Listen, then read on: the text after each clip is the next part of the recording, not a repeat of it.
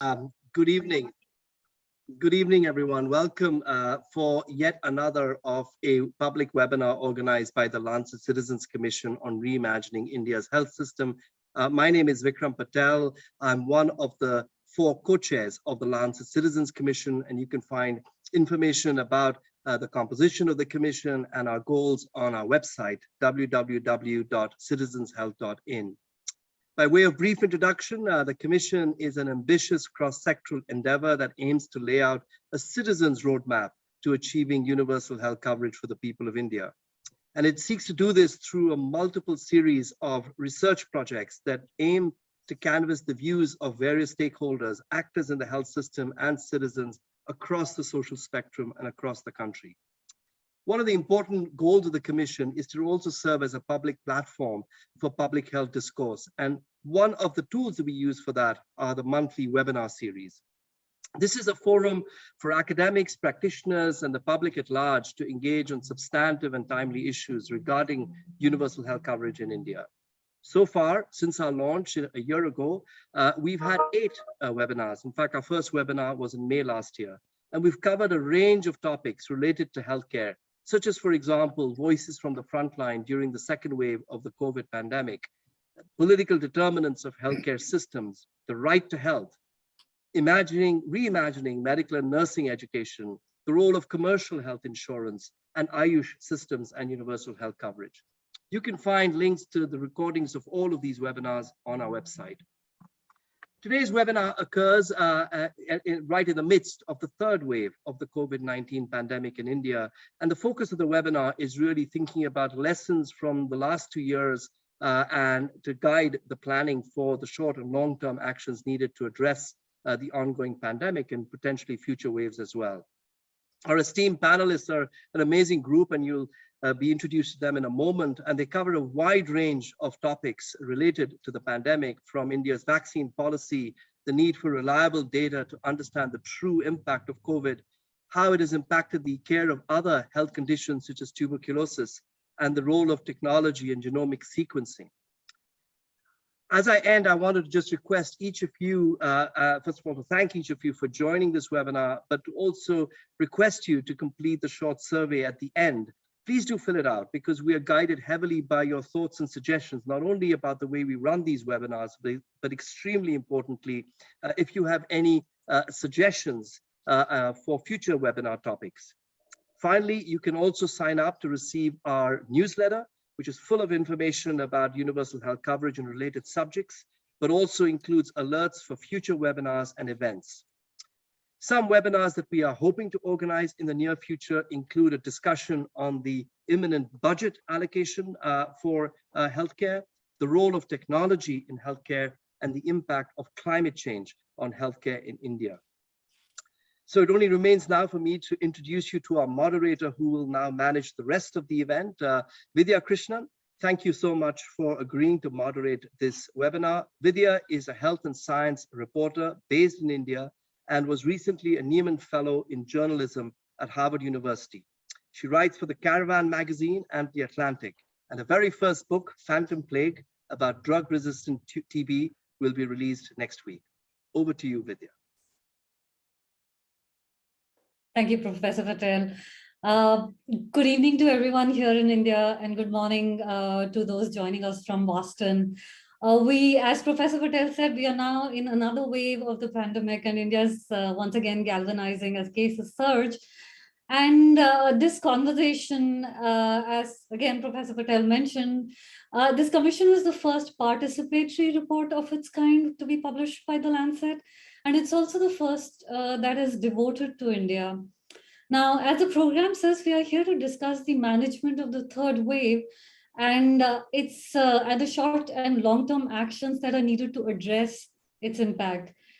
Impact here is a mild word to capture something that I, as a writer, I'm finding it increasingly difficult to capture in words.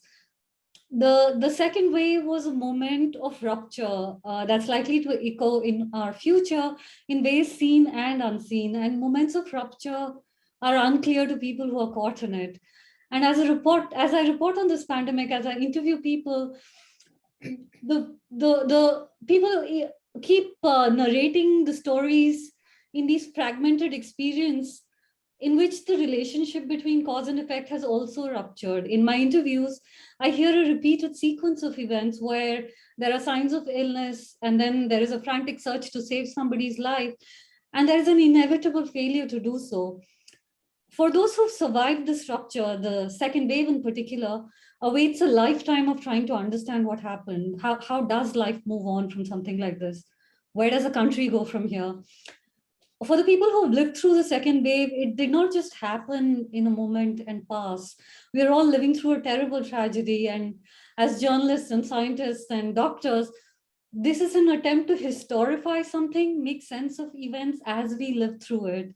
And for that reason, an undertaking like this one, a citizens commission, is central if we are to make sense of the moment that we are finding ourselves in. I want to now move very quickly to introduce our panelists so we can make the most of every minute that we have today. But before that, I have one housekeeping announcement.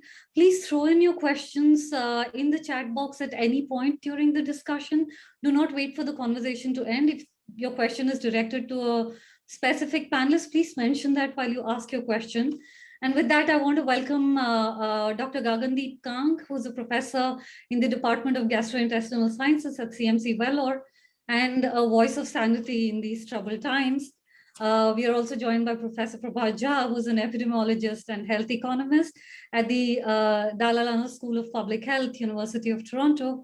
He will hopefully help us make sense of numbers, placing them in context of the larger story that is unfolding around us.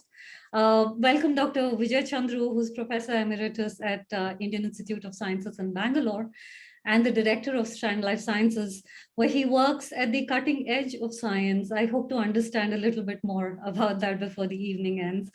And lastly, Dr. Zari Rodbadia, he's a pulmonologist and a researcher and has an extraordinary depth in fighting infectious diseases. He's joining us from Mumbai, where he works at Hinduja Hospital on tuberculosis in its many forms. Dr. Kang, I'd like to hand it over to you for your opening remarks now. Thanks for setting that up, Vidya. Since we've got experts in many different domains, I think the one that I will focus on relates to vaccines and vaccine policies. In some ways, because of all of the approaches that we've had to this pandemic, if there is a success story from India, it is one of vaccination and what we've managed to do there. Things didn't look very rosy this time last year. We had just started our vaccination program. We had 2 vaccines that had taken a perhaps unusual path to being introduced into programs. And we started with healthcare workers, but very rapidly then accelerated that to include frontline workers, people who were considered vulnerable, the elderly, escalated unimaginably quickly to 45-year-olds. And that with a rather strange caveat of having state governments buy vaccines once it reached all adult population. So the rollout initially was a bit messy. There was a shortage of supply. By the middle of the year, we had people telling us, any manufacturer come here, we'd be happy to have vaccines. And we struggled because we didn't, during the second wave, have enough people vaccinated by that time, and there was a scramble for vaccines. But things ironed themselves out by June, July, and since then, it's been more a story of how we think about reaching populations that haven't been reached. And if there is anything that the third wave is showing us, it's showing us the power of the immune system. Despite the fact that this is a variant that has an incredible number of mutations that allow it to escape the immune system, our prior infections and our vaccination have abrogated the severity of the disease, except in the elderly and those with comorbidities. So the fact that we are doing reasonably well today is really about vaccines and our immune system. Thank you, Dr. Kang. Professor Jha, could you please give your opening remarks? Thank you very much, Vidya and Vikram and the organizers. What I'd like to do is show you a 5-minute video that summarizes our recent paper in Science that basically will show the key findings of the results. Let me just get the sites. Okay.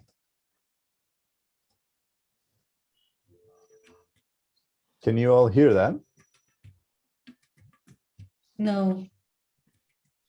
We can see it, but we can't hear it. Sorry, you can see it, but you can't Hear it. Oh, no, that's unusual. I'm not sure how that is. Okay, well, why don't I improvise? And what I'll do is I'll let the video run through and I will just do the voiceover that's there. Okay, Okay, that should work. Let me just restart.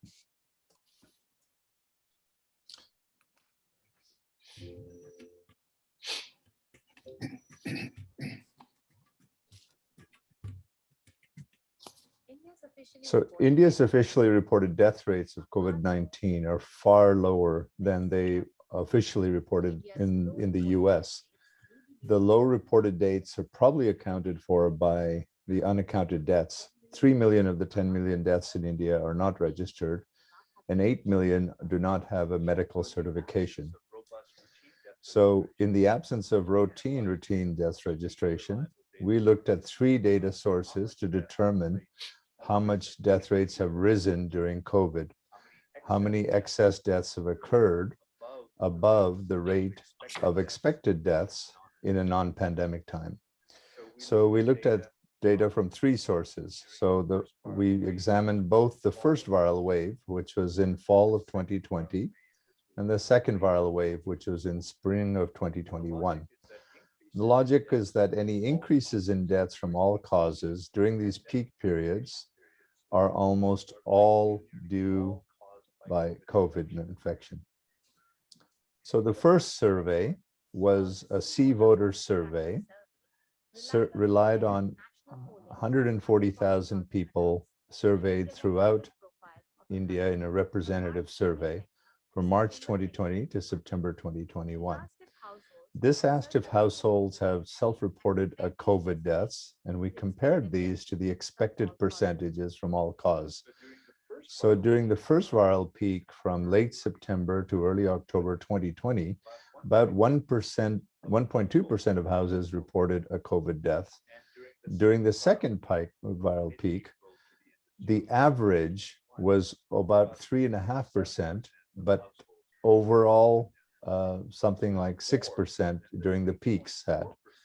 And this was more than all expected deaths at that time.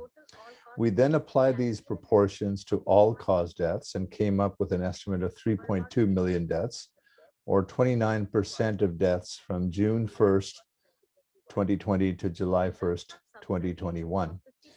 A sub-survey of 57,000 that tracked more individual responses also showed similar results, with overall death rates roughly doubling during the second viral period or second viral wave. The second data source we relied on is the Government of India's own facility-based reporting, meaning reporting about 200,000 health facilities that report death facilities or deaths from all causes. And these showed an increase of 27%, with most of that excess occurring in April, May of 2021, excuse me. In the first viral wave, the excess deaths in facilities were in urban areas, but in the second viral wave, they occurred also in rural areas, rural and urban. The third data source was civil registration of deaths, but we examined only 10 deaths that had more than 10 months of observations, and that showed 26% excess deaths. Collectively, all three data sources suggest that the true COVID death total was 6 to 7 times higher than the official estimates.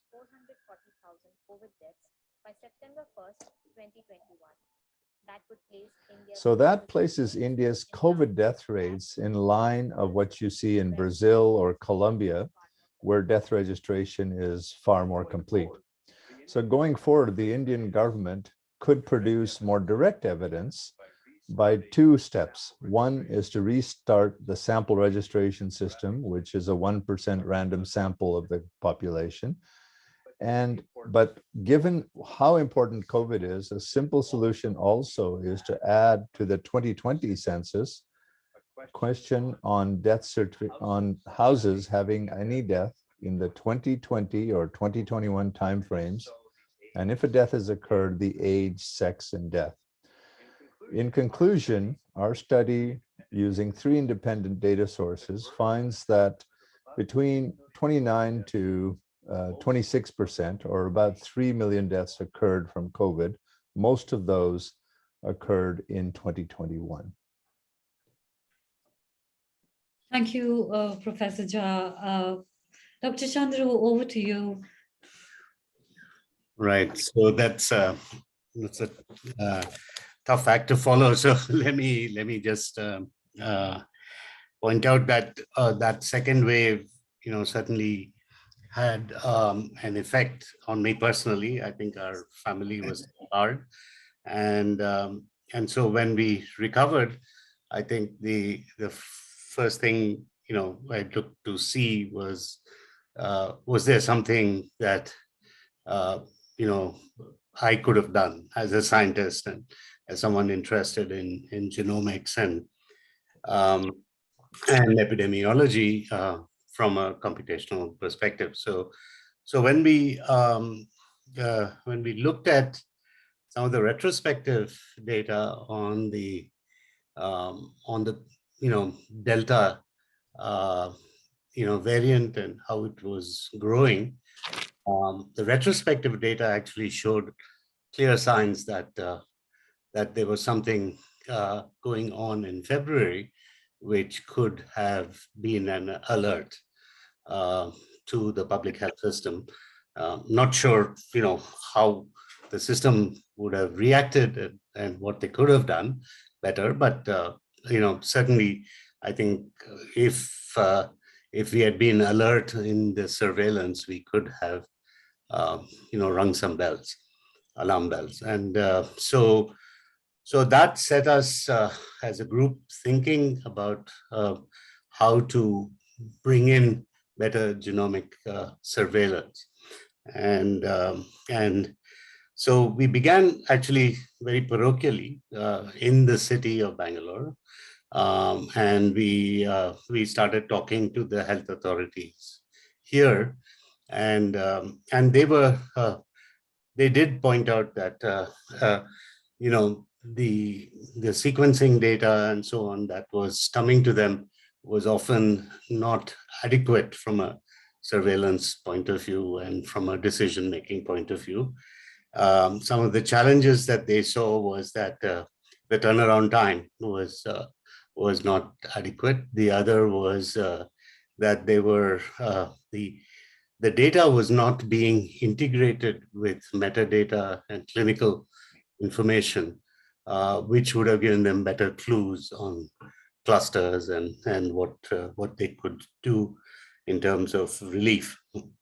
And so the interesting thing was that, probably Bangalore and Karnataka are somewhat unique in that, the industry, academia, and the government actually work pretty well together. And we were able to actually raise CSR funding from industry and put a program together. And between July and now, we've been able to, build capacity to be able to monitor about 11% of all positive cases in the city and provide this information through dashboards and so on to the city authorities. A lot of this is not known also because much of this data doesn't get published in the in the global data sources and so on, but it is being used locally. And I thought that with this third wave, there was at least a few ways in which we were able to bring in some value to the health authorities. There was an early scare in October about the AY.4.2 variant, and we were able to inform the authorities that that was not really a problem in the state, in the city particularly, and then later when there were little outbreaks in clusters of schools and colleges and so on, we were again able to identify that this was happening internally and not because of external sort of impact. So again, it indicated to the authorities that if they came in with some sorts of controls on behavior, this could be contained. And so that was a helpful intervention, I think. And the third was, of course, we caught the Omicron as soon as it appeared in the country, and Bangalore was the first to sort of call out the Omicron. And the neat thing is this whole thing has been done as a public-private partnership between companies, CSR funding, the INSACOG players, and the public institutions. So genomic surveillance, I think, has actually now come to a point where it is, we can be prepared for future pandemics in a much better way. I mean, when the whole thing started out, of course, as you know, NIV was the only place that was sequencing. Then the consortium came together, and now we have about 38 institutions involved. And even a city like Bangalore has about 5 centers that are sequencing. And so from that perspective, I think we've done well. And as I think Gagandeep mentioned, I think by and large, the whole challenge of the growing infection rates and so on have been handled reasonably well within the health system in the city, for sure. I think today we have a sense that we have passed the peak in Bangalore. I think roughly around, at least, the numbers and the modeling indicated that around the 23rd or so of the month, we had passed the peak for the city. The state is still showing signs of infection growing, and so I think the epidemiologists, the computational modeling folks from Indian Statistical Institute and the Indian Institute of Science have been advising the government very closely, and this sequencing has also given support. So I think at least I think there was a wake-up call. I think that the second wave had sent out, and I think at least the scientific community has done better in the last 6-7 months. So. Thank you, Dr. Chandru, for that. There is some good news in what you said after Professor Jha's very grim and sobering presentation. Dr. Udvarya, it's so nice to see you. Could you please bring us up to speed? What is happening with TB and COVID? Vidya, after decades of treating tuberculosis in all its different avatars, MDR, XDR included, of course, I never thought I would encounter a more deadly airborne disease than tuberculosis. But then along came COVID and changed all that. So the impact, the interactions, the synergies of these two airborne diseases one as old as civilization itself, tuberculosis, and the other as recent as 2 years ago, the impacts are going to be profound. What we do know for sure is that the lockdown, and I have to say that this was the harshest and in many ways the most unkind lockdown in history anywhere in the world, had a devastating effect on TB control in our country. Our TB patients were completely stranded. They could not leave their houses. They could not reach healthcare. They just dropped off the radar. And you know as well as I do that no disease is more demanding in terms of complete compliance, regular follow-ups, regular visits than this one disease. So when they did manage to find their way to a TB clinic, for example, they found they were turned away because healthcare staff had been diverted from TB to COVID. Even the TB diagnostic machines, the gene experts were purloined, so to speak, because they had been pressed into service for TB diagnostics. They work on the Common Gene Expert platform. So as a consequence, we saw TB notification rates plummet in 2020. Treatment completion rates fell, and we're talking of 9 months treatment, 6 months to 9 months for simple TB, and 2 years for MDR and XDR TB. Millions fewer infants in our country received their BCG vaccine. We published in the CDC journal that in that 2020 period, only 2/3 of our patients actually reached their OPD.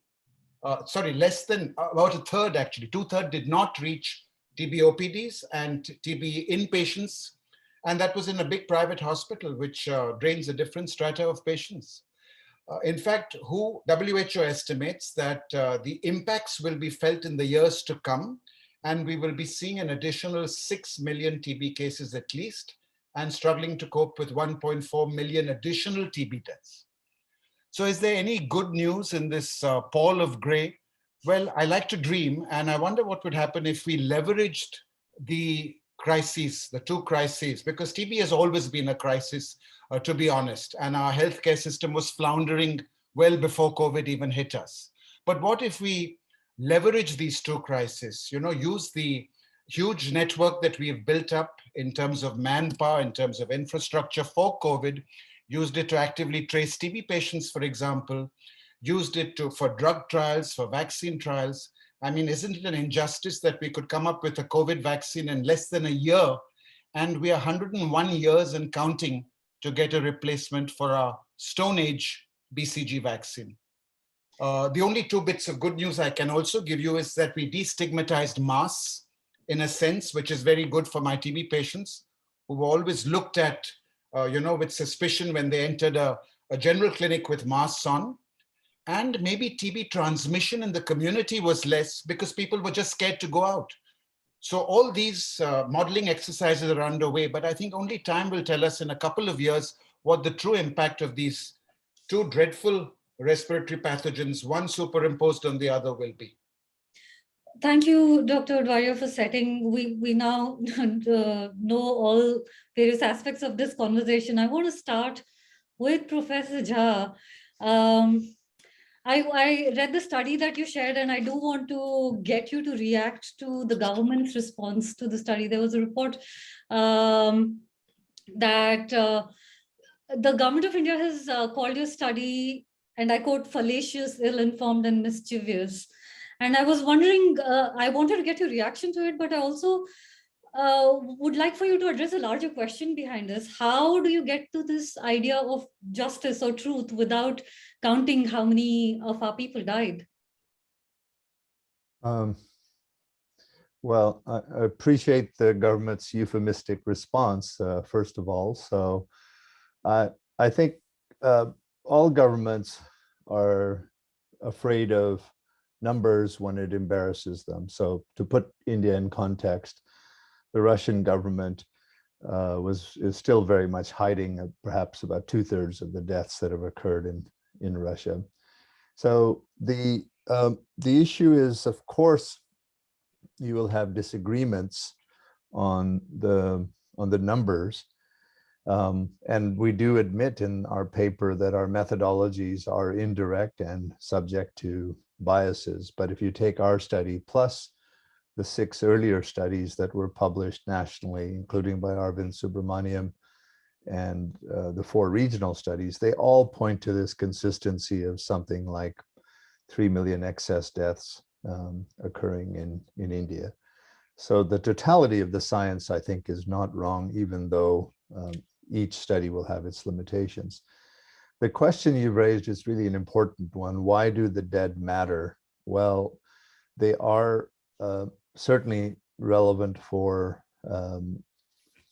achieving some sense of closure. And interestingly, you see in the claims that have been made for the compensation, so far, there was a headline that the compensation claims are far, far in excess, and these are supposed to be confirmed deaths, meaning they had microbiologic confirmation.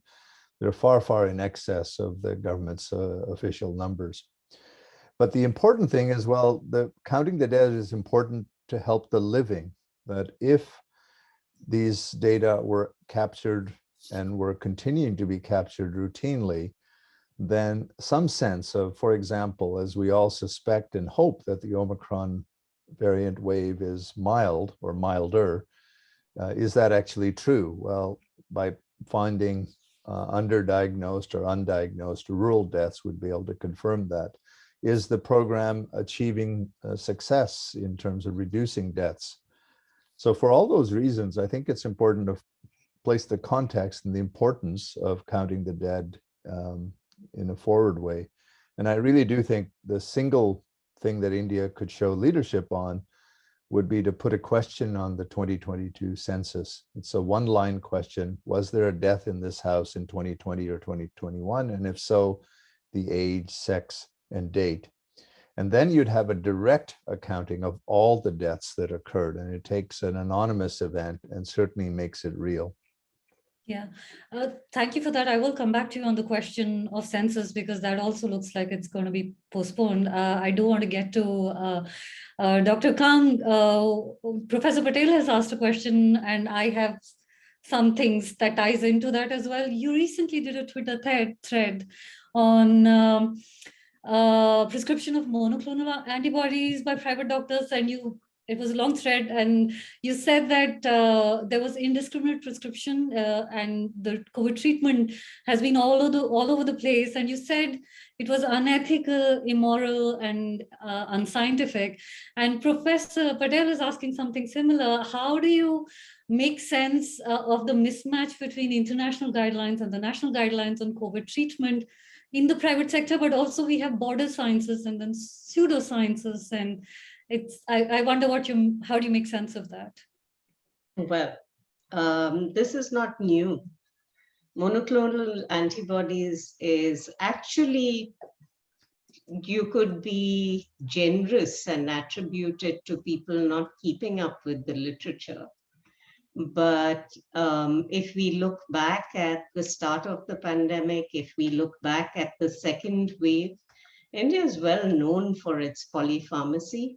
And last year's prescriptions were absolutely incredible in the range of antivirals, antiparasitics, antibiotics, and anti-inflammatories that were being given to people outside of a hospital setting. I shudder to think what was happening within some of the hospitals. So this was compounded by the fact that the official guidance at the time also continued to not reflect what was by then consensus in the rest of the world. I understand when there is a new disease, you want to try out treatments. You don't know what's going to work and what's not going to work.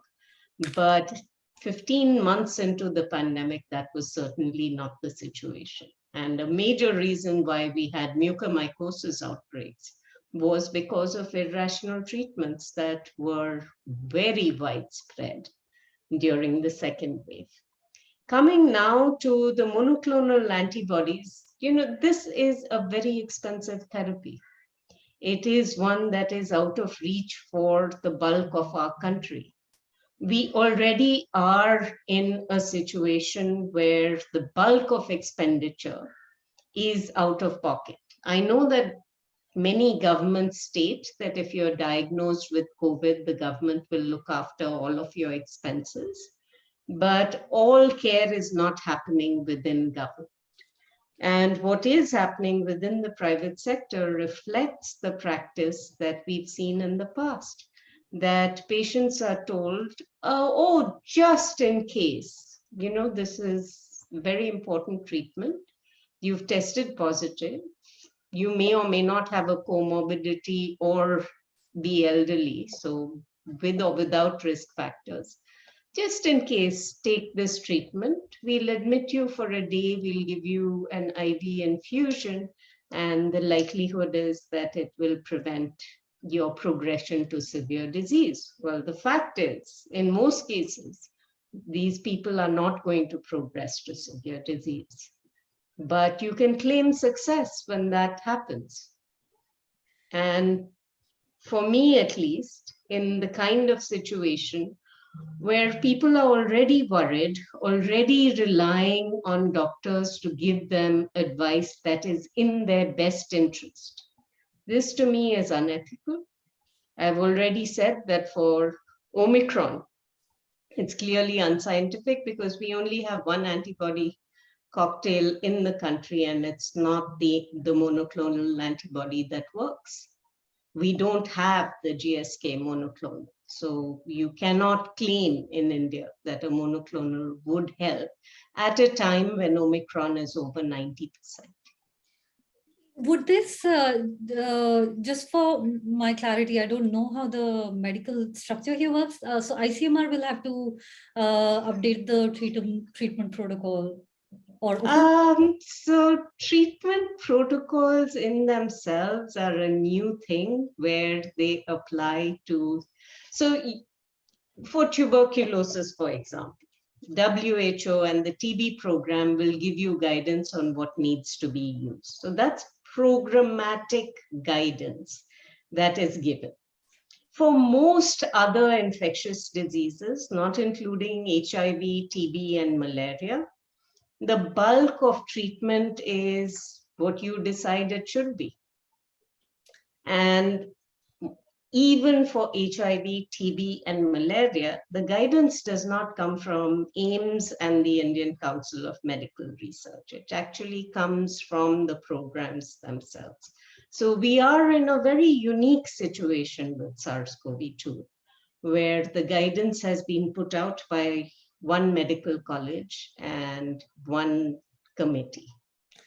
Yeah, thank you for the context there. Dr. Chandru, I'm going to come to you now. I was hoping to get some clarity about, you've spoken earlier about at a different platform where you said, spoke about the importance of sharing intellectual creativity. And I was wondering what you make of the government's reluctance in letting the private sector lighten the load when it comes to INSACOG lab. There is the complete lack of data sharing. And I was wondering, one, if you could explain how it slows the programs down, and what is the ideal situation here? Yeah. So I think it is unfortunate that we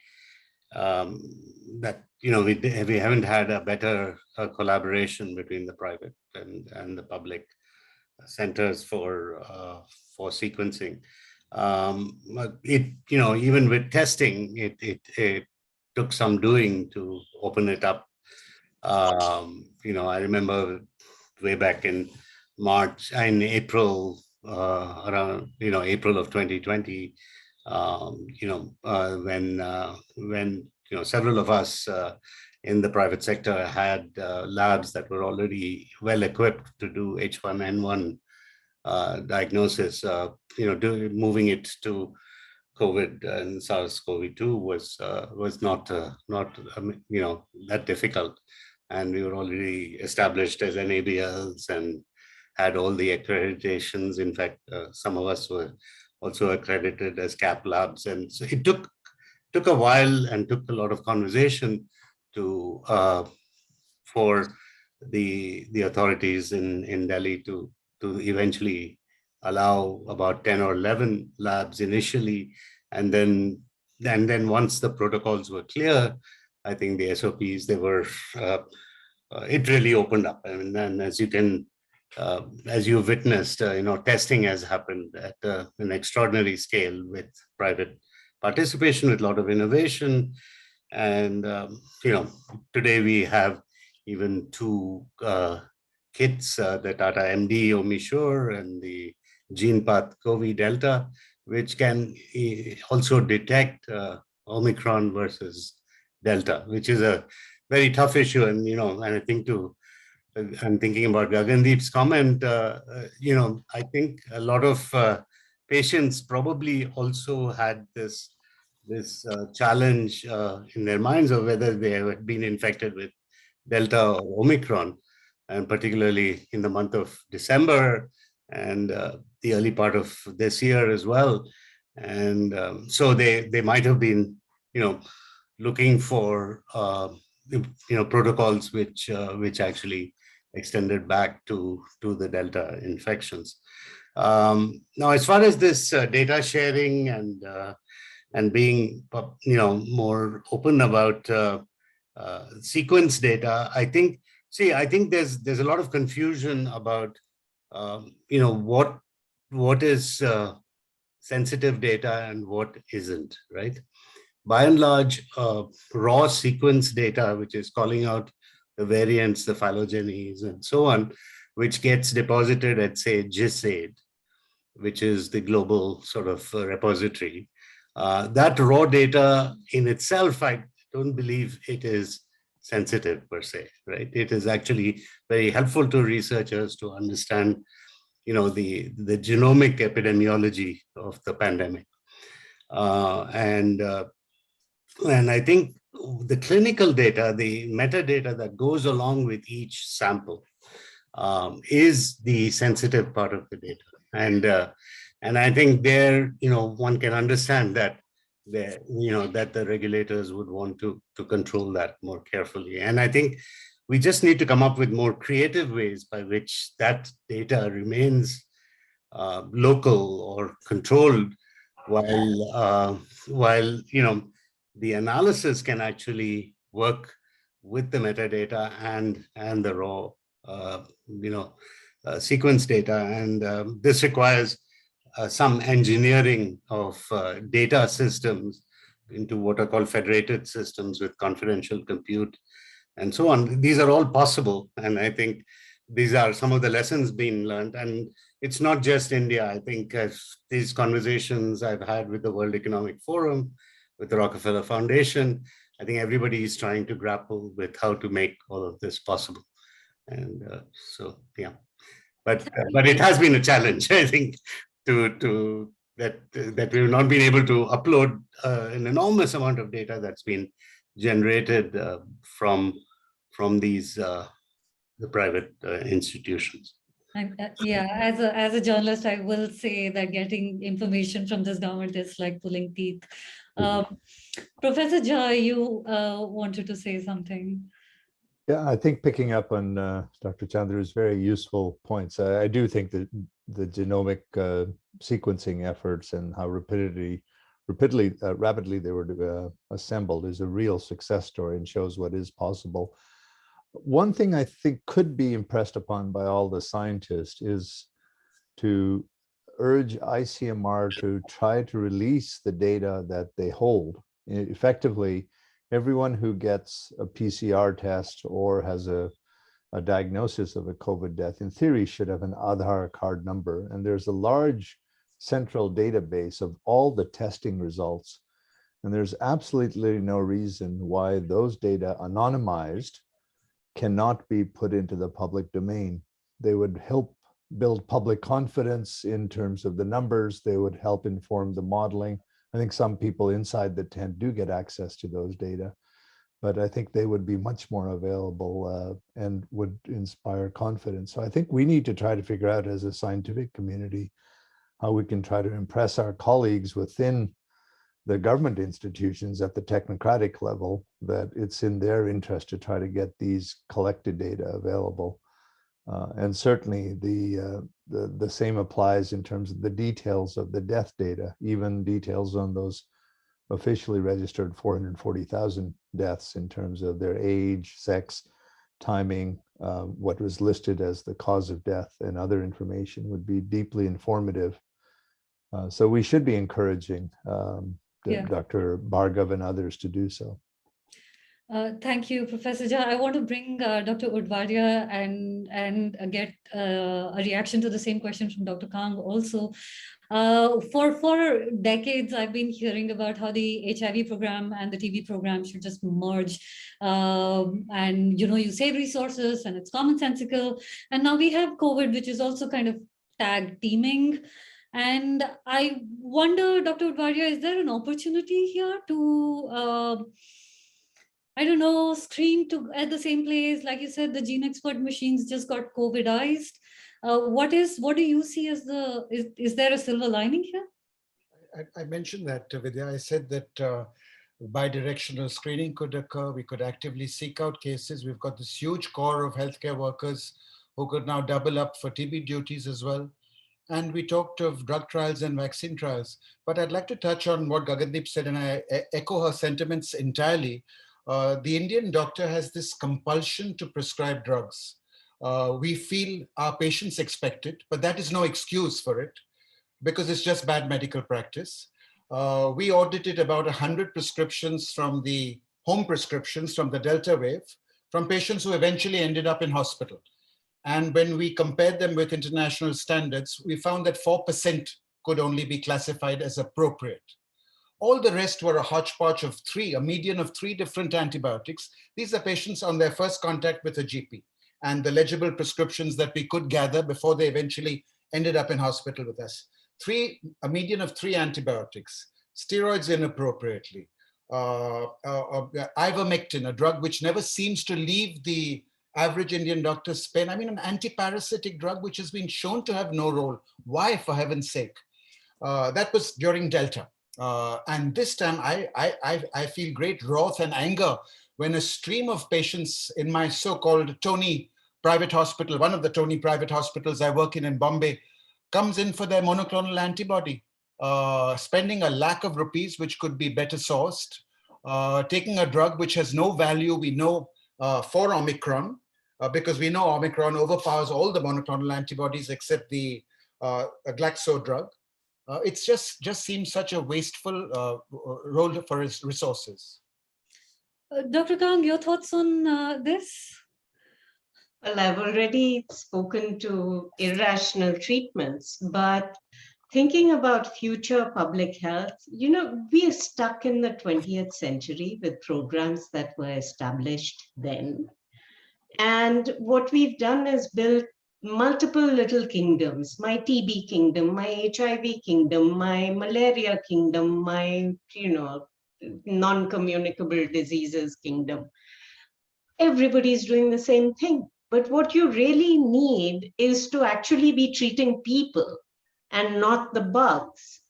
And if we are to treat people, we need appropriate investigation, appropriate management, appropriate tracking. None of this happens. What we hear about instead are TB program beneficiaries, HIV program beneficiaries. If the same person has both, in the case of HIV, TB, you know that it happens.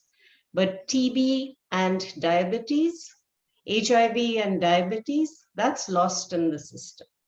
So integrating treatments, absolutely. But that requires transforming our architecture from vertical programs to more distributed programs that actually measure health outcomes by the individual and not just the disease. Yeah, it sounds so commonsensical, and it's just we've been doing this forever. We chase after leprosy and then polio, and then keep reinventing the wheel for each of these verticals. Professor Jha, I want to come back to you on that census idea that you have. I'm sure you've read that the government has postponed the census due to COVID, mind you.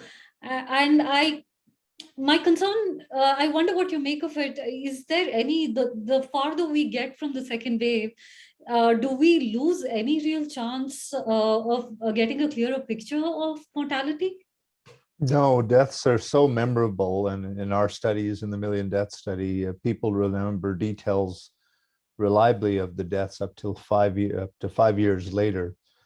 And if you think about it, how memorable an event is, and most of the deaths of concern here would be in adults in whom you've got better information. The problems that tend to occur at the extreme ages in the first month of life or at above age 80 or so. But COVID, as we know, was very much a middle-aged killer.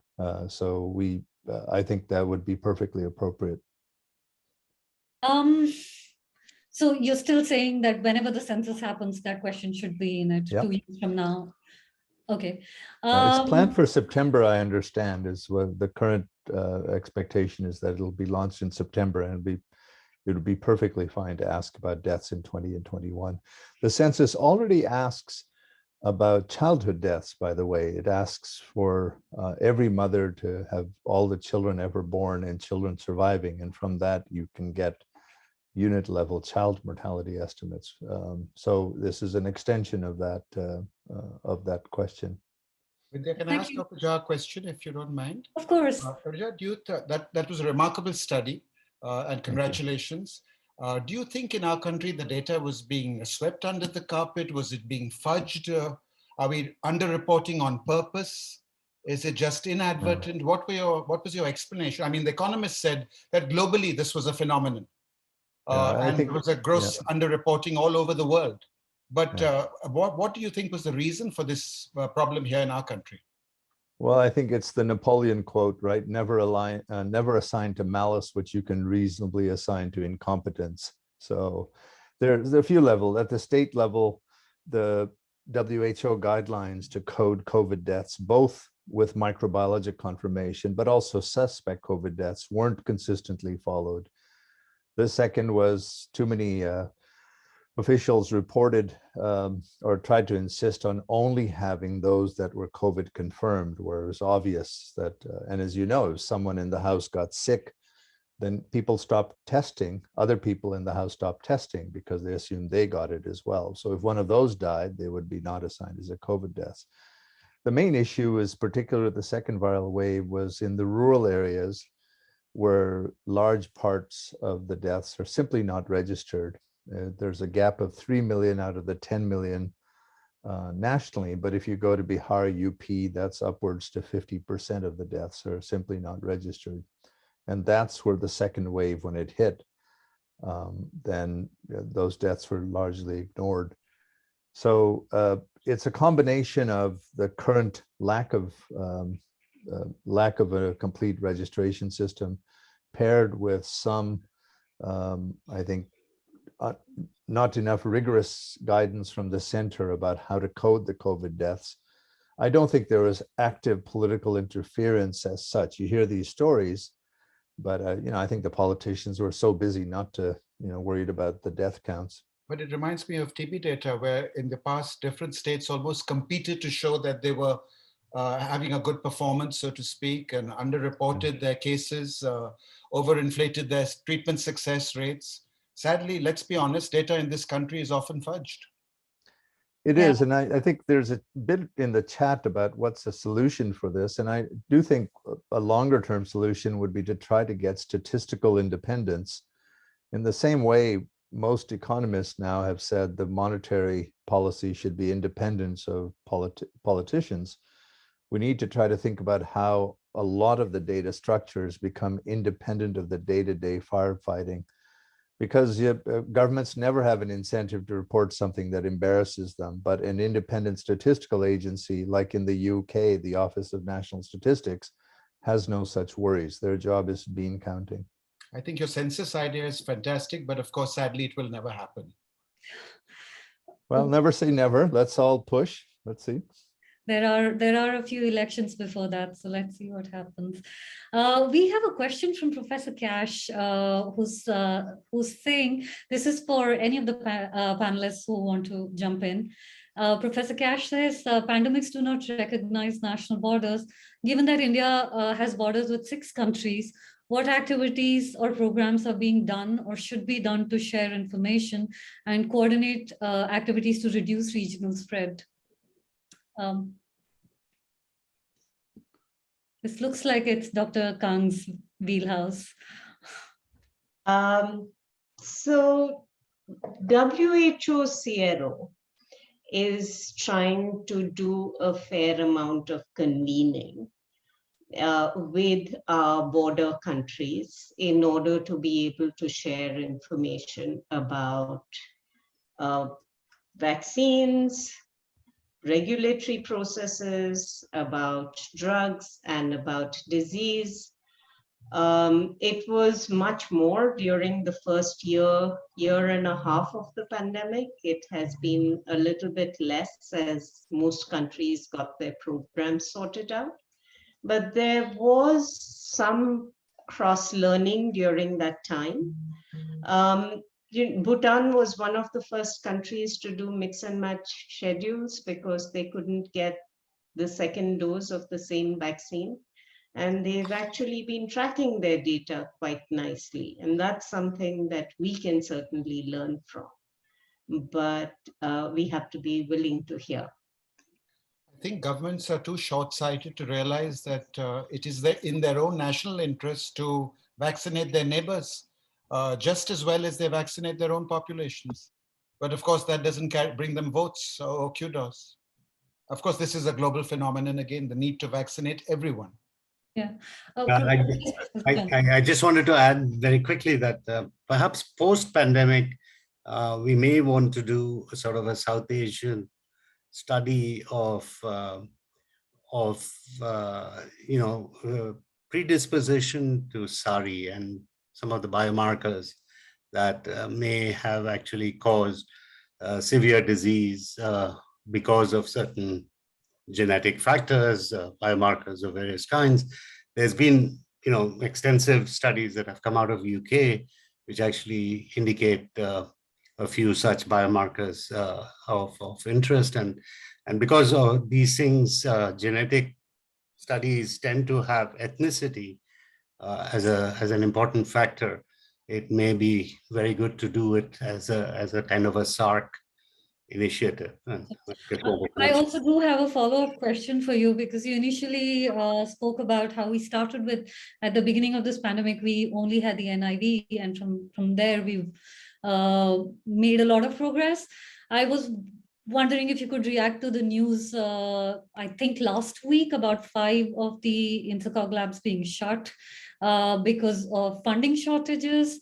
And before that, there were shortages in trying to procure reagents for these labs. So how do you look at that? Yeah. No, I think right. So from the reports, of course, we did hear about challenges that some of the centers were having. There was a shortage of kits, and we experienced it as well in Bangalore. But I think we were actually remarkably successful in raising CSR funding from corporates and from COVID relief groups and so on, to be able to fund a lot of this work. So essentially about sequencing about 12,000 samples has been funded purely from CSR funding. We haven't had to ask the government to pay for any of it. So that there is that opportunity, I think, for labs to have taken that route. I think they didn't probably were, and disbursements from the ministries, I think, was a bit of a challenge, but also just shortages of kits, because we are still in genomics. We still have some challenges that there are monopolies, and there are getting kits and reagents and so on is very controlled. And like it was early with the testing as well. I remember making calls to headquarters in Boston and so on to be able to get kits to get the testing going. So, Dr. Kang. Well, this is a segue from your question, but it is about pathogen genomics.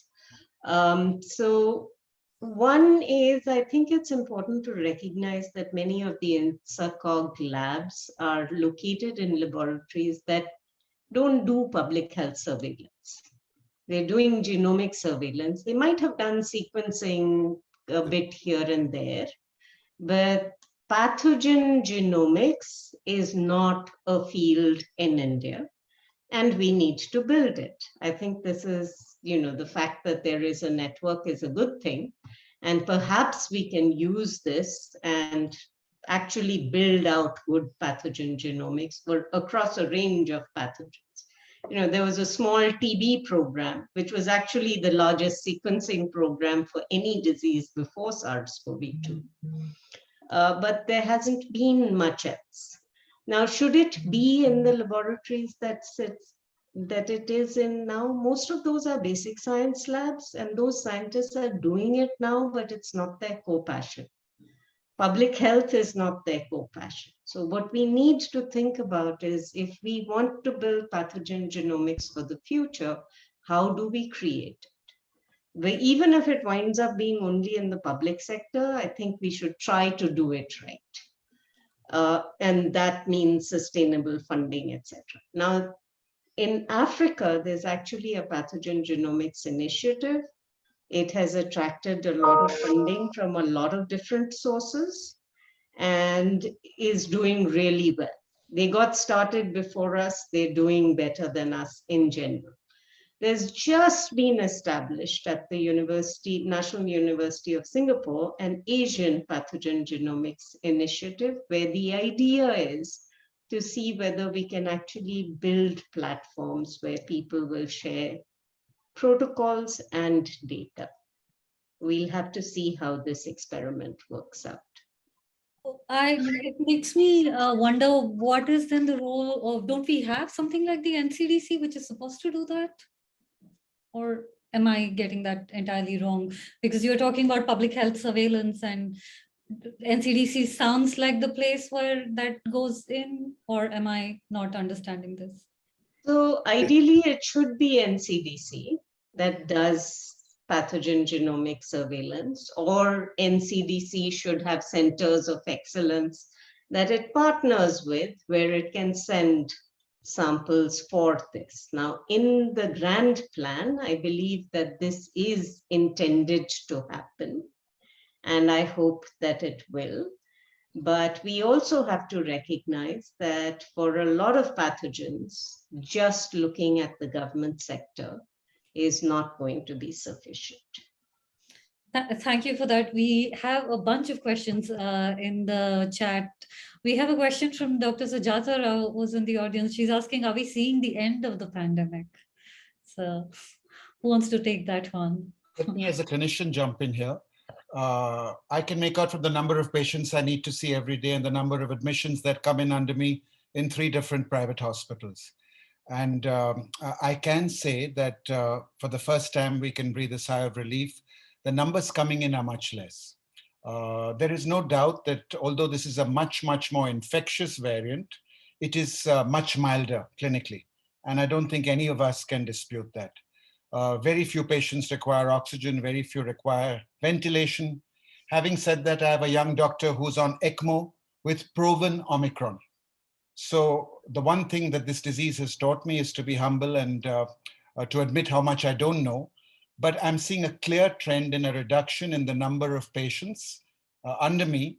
And that's all I can say as a clinician. So I do think that we are, and in South Africa too, the wave peaked very fast and receded equally fast.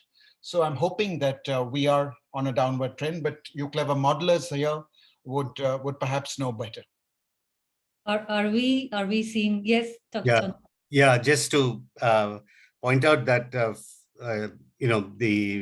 Karnataka government recently took a decision, to about the weekend curfews and so on, and that was actually based on modeling results that were presented to the TAC.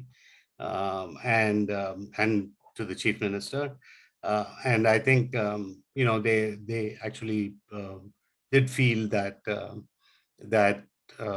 even if you were to allow, certain level of mobility and that the danger of, excess hospitalizations and so on would not show up. So it's starting to look like it is a fairly controlled epidemic situation, right? Yeah. Which then brings me to this question, which we had, the audience had asked us earlier when we were promoting the panel on the social media, saying, why aren't schools not open?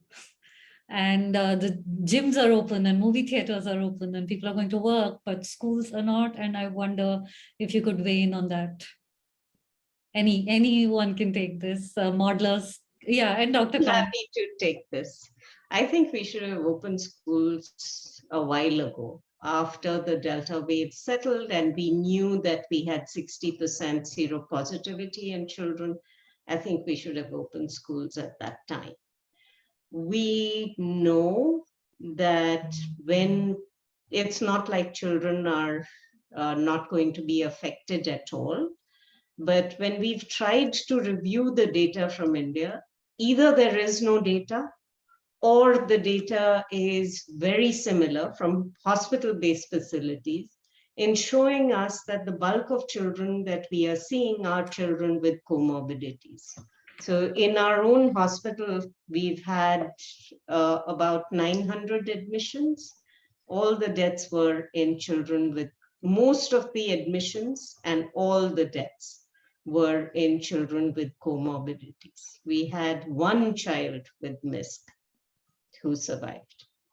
There seems So to be overwhelming evidence to open schools.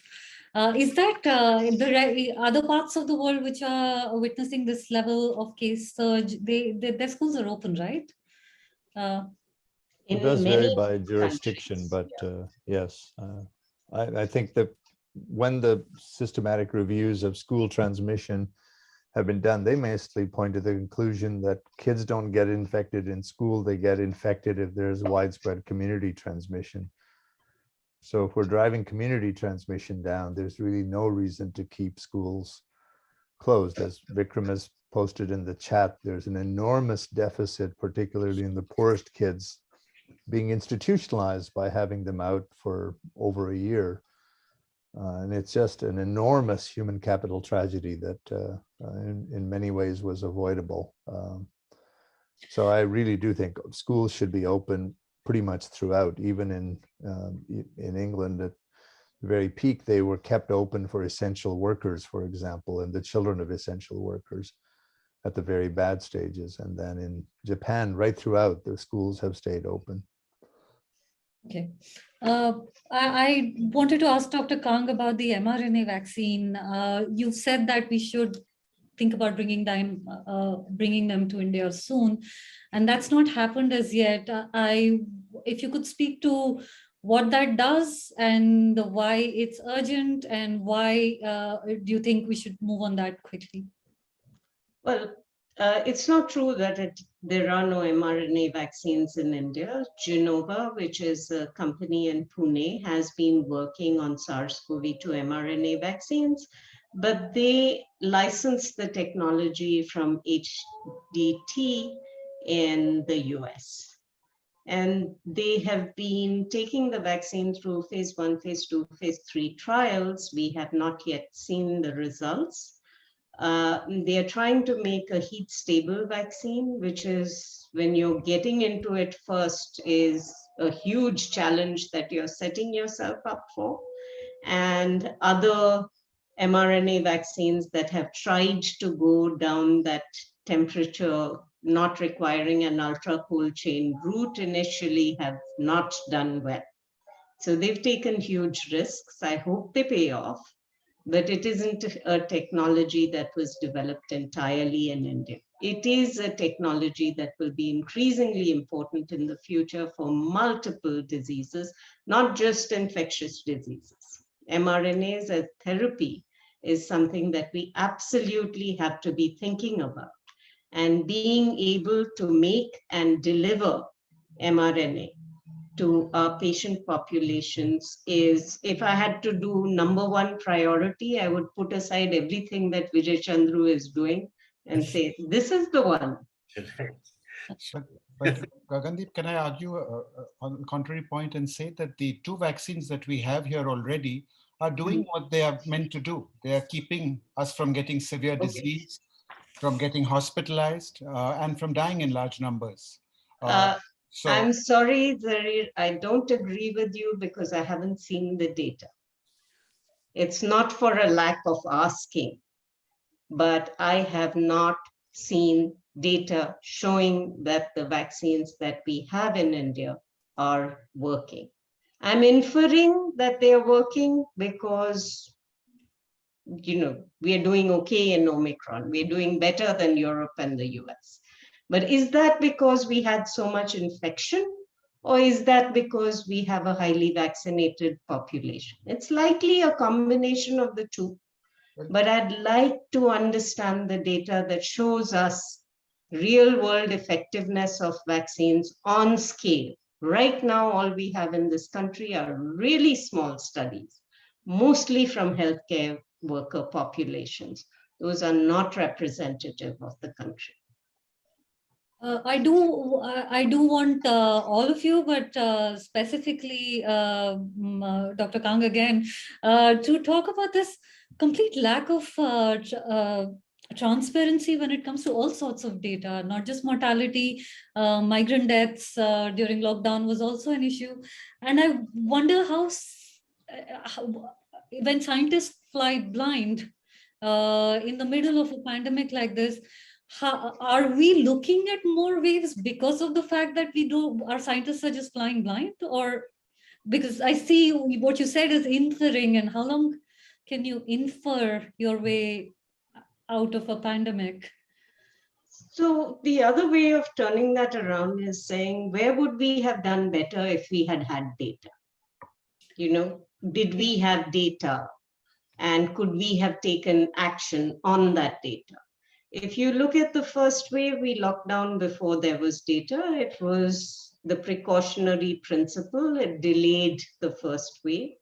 Maybe it helped us build some infrastructure. Certainly the production of PPE was a success story of that lockdown. Possibly the development of diagnostic tests was a success of that time. You didn't need the data, right? The second wave, I remember arguing with people in March and saying this has to be a new variant. And nobody was willing to admit that it was a new variant. Was it going to be as dangerous as it turned out to be? Could we have picked up on that earlier? Could we have prevented mortality? Could we have prepared better, had more oxygen, been able to manage people better? Yes, that potentially was a situation where we could have done better. After that, you've had cases, you've had deaths. The fact that they are a little bit here and there, ultimately, I think the devastation of the second wave got us to where we are here today.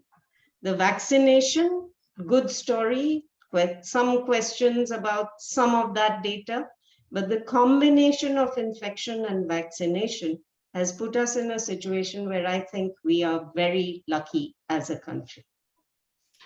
Thank you for that. I have another question in the chat box open to any panelists. Will there be a different dosing schedule for COVID vaccine for those with immunocompromised conditions, as we are seeing, for example, in other countries? Who wants to? I think this is also for Dr. Kang. I think there should be. So I think one of the things that's really important to understand is that ordinarily when we develop vaccines, we spend a lot of time doing phase 2 trials where you can look at dosing schedules, what is the content of those doses, what is the timing or the interval between the doses, the number of doses that need to be given to different populations. Now that can be done as phase 2 studies. It can be done as phase 4 studies. We didn't do it in phase 2. Now that we have licensed vaccines, I think it's critically important that we identify these populations for whom we need to come up with a sensible strategy and actually do small scale trials. Now, these trials will largely be immunogenicity trials, but that's okay, because once we implement based on the immunogenicity results, we can potentially then look at effectiveness in those populations. Dr. Upadhyaya, you As a were saying. clinician, I'd like to say that this population, the immunocompromised, is one that would ideally benefit from a third and even possibly a fourth dose.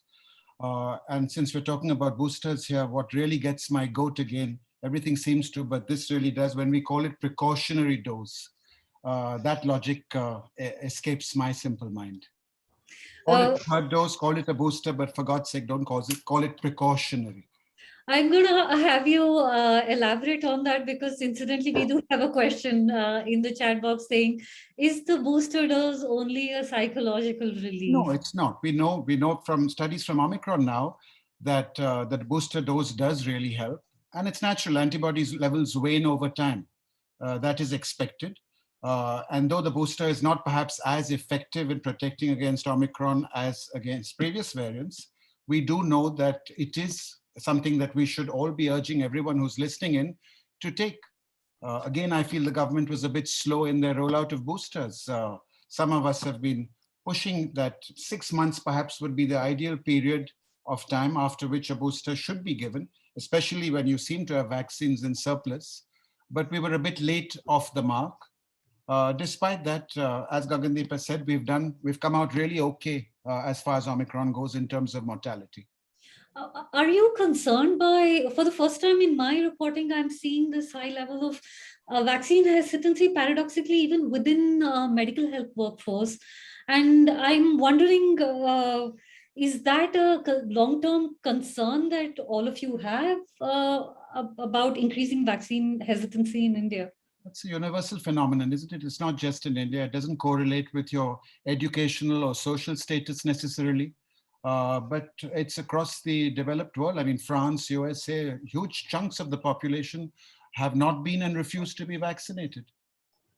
Professor Jha, do you want to weigh in on this about vaccine hesitancy increasing globally, but also in India? Nothing. I think it has been particularly a phenomenon that's been expanded by social media. And I think we've all seen the evidence that the more controversial the statement, the more likely it's to get tweets or Facebook followers, and that generates revenue for the companies. And this is a key element. We have extreme voices of that completely disbelieve the science that are being heard, and somehow the mainstream media tend to treat this as a genuine debate between two sides, and there is really no such evidence. So I think that one of the important things to counter vaccine hesitancy really should be clear messaging.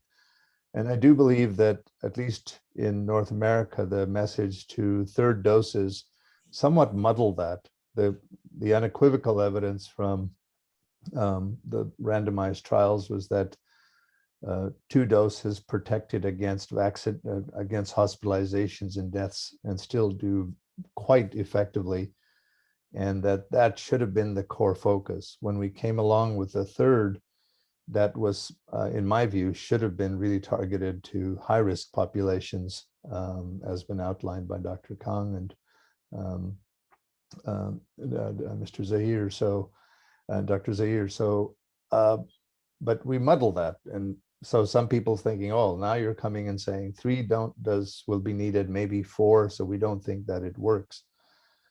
So it's a combination of our inability to communicate the messages clearly, and I think I believe there should be a class action suit against the social media companies for really encouraging such terrible things that are repeated on the web, that it's killing people, quite frankly.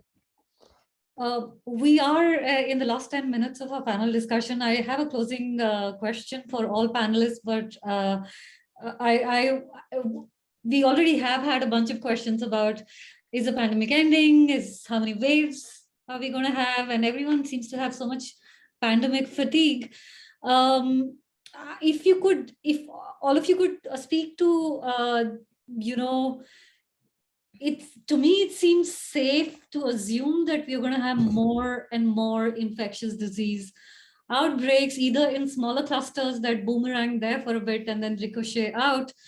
And this conversation seems to be always framed in this, we need to build a pandemic resistant economy.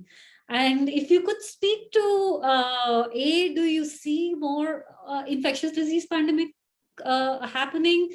And also, what's a pandemic resistant economy? Is that a correct frame of reference to start with? Or if not, what is? We could start with Dr. Chandru. Right.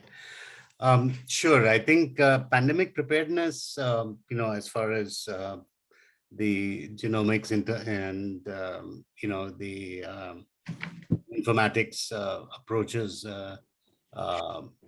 there is, I think, an awareness and while I think Gagandeep pointed out some of the weaknesses in pathogen genomics, I think we've built some capacity now, and I believe we can be far better prepared for these zoonotic infections that we could expect to come at regular intervals. I think the other aspect is, of course, the whole sort of One Health perspective in research, and I think I can see that there is some movement within the research communities to take that more seriously, and I believe we'll see some good centers of excellence come up in the next few years on that. And then finally, as I think Gagandeep pointed out, I think the nucleic technologies, I think the ability to rapidly develop mRNA and DNA therapeutics, I think would be the other factor. And Gagandeep, I know I am working with Sudhir, Krishna, and others on mRNA. So we certainly see the value in this, right? Yeah. So, right. Dr. Advadia, if you could come in, and what do you think? Well, a pandemic is not shaped by a virus alone, but our collective response to it. And surely this should be a wake-up call for our crumbling public health systems, for our lack of investment in global and public health in this country. There are two different Indias, as you know, one where private folk get treatments of monoclonal antibodies, which cost lakhs and which they don't need. And the other India where young kids die of diarrheal diseases and lack of basic vaccinations. So our response needs to improve. And of course, there are going to be further variants along the way when we come back to SARS-CoV-2. There is no doubt that that will happen. But we hope that with the combination of the immunity, if we get any from Omicron and the vaccine, we get closer to that elusive concept of herd immunity. Yeah. So let's see. Is this the big one, or are we going to have more big ones according to you? Big and small, no one can say, but the fact that there will be further variants along the way, I think most of our panelists would agree with. Yeah. Professor Jha, if you could. I think it's important to put COVID into context. So yes, at its peak, COVID killed about 40,000 people a week. But you have to remember, tobacco kills 100,000 people a week, and malaria kills 10,000 people a week, most of those being children. So we have to put it in the context. Now, in the context, we should also not be too negative, I believe, on the public health achievements. Where things are taken seriously, you show spectacular success. So for HIV/AIDS, Prasada Rao and Sujata Rao, who were with us, led a spectacular program that took the Canadian or the Indian projections of HIV from disaster to very much very effective control. Where child health has been taken seriously in India, India's got 1 million fewer child deaths than would have been expected. And more recently on malaria in Orissa, there's spectacular success. So what is needed is very much the work of the Commission is to now congeal these into an effective healthcare system that does do treatment and prevention and palliation. And that is the best way to pandemic-proof an economy, is to have a rigorous, sustainable health system that is publicly financed. And this is the big question in India, is we've got to get off this romantic idea that the private sector financing is the future of healthcare in India. It's public financing. Thank you. Dr. Kang, last words. I think the difference between a pandemic and diseases that we live with that over time have had more impact than the pandemic has, as Dr. Jha was describing, is the disruption and the scale of the disruption to society. So can we have a pandemic-resistant economy, a pandemic-resistant healthcare system? That level of resistance is incredible and unlikely to happen. Can we have better preparedness? Can we have resilience? Yes, absolutely we can. And it starts with better health systems. As Dr. Jha said, this is something where it has to be public sector investment. The private sector can support it in many ways, but ultimately the strategy has to be public sector. What are we looking for? We are looking for early signal detection. So all your surveillance activities. You need ultimately to implement control strategies, you need community trust. You build that trust in peacetime, not in the middle of the pandemic with the police locking up houses. You need rational management of illness when it happens and prepared health systems, which means the ability to do research, to do expert consultations in the middle of the pandemic, which again is challenging. You need new tools for prevention. So all the work on vaccines that everybody knows and discusses. You need data and you need policies for enabling the sharing of that data as early as possible. And finally, you need research for all of us to do all of this better together. We are almost out of time. I want to take a moment to shine some light in the direction of people who are on the front lines right now and people who are grieving. The magnitude of what we are living through is extraordinary, and I really hope this collective conversation is a small step in the way of making sense of what we are living through. All of these questions are incredibly difficult, and I'm grateful to get a chance to chew on them with all of you. I want to thank our panelists. We are lucky to have 4 of the most thoughtful voices thinking about these difficult decisions the pandemic has forced on us. And I want to encourage everyone in the audience to find our panelists on social media and follow them. You can find them on Twitter. And thank you everybody for joining us. We are glad to have you with us for this hour. Thank you.